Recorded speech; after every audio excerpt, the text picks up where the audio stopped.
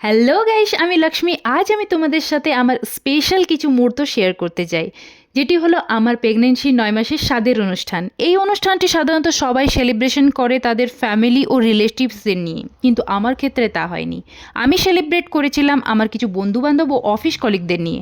যারা আমাকে পার্সোনালি চেনো তারা নিশ্চয়ই জানবে যে আমি বিগত প্রায় ৫ বছর ধরে ব্যাঙ্গালোরে থাকি, আর তাই আমাকে অনেকে বারণ করেছিল এইসব আয়োজন করতে। কিন্তু আমার মনে হয়েছে এই সময় তো আর বারবার ফিরে আসবে না। আর প্রথম প্রেগনেন্সি নিয়ে একটা মেয়ের মনে যতটা না ভয় থাকে তার থেকে অনেক বেশি থাকে আনন্দ। তাই আমি আমার এই আনন্দটাকে সবার সাথে ভাগ করে নিতে চেয়েছিলাম। আমরা দুজন মিলে একটা ছোট্ট অনুষ্ঠানের আয়োজন করি। আমাদের বাঙালিদের স্বাদের অনুষ্ঠানে কী কী নিয়ম বা রিচুয়ালস হয় তাও আমরা ভালো করে জানতাম না। আর আমাদের ভালো করে গাইড করবে সেই রকমও কেউ ছিল না, কারণ এখানে যাদের দেখছো প্রায় সবাই অবাঙালি।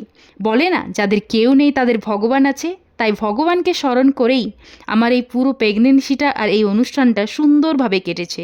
এখানে প্রথমে আমার বর আমাকে আশীর্বাদ করে উপহার দিয়েছে, তারপর আমার থেকে বয়সে যারা বড় সবাই আমাকে আশীর্বাদ করে সুন্দর সুন্দর উপহার দিয়েছে।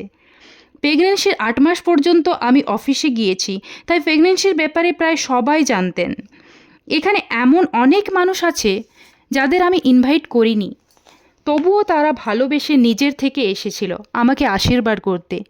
আর এই ব্যাপারটাই আমার অনেক ভালো লেগেছে। আজকালকার স্বার্থপর দুনিয়ায় এই রকম কিছু বন্ধু থাকলে জীবনটা খুবই সুন্দর হবে, তাই না? এখানে যতটা ডেকোরেশন দেখছো সব আমার বন্ধু বান্ধবরাই করেছিল, কিন্তু রান্না আর থালা সাজানোর ব্যাপারটা আমি নিজেই করেছিলাম।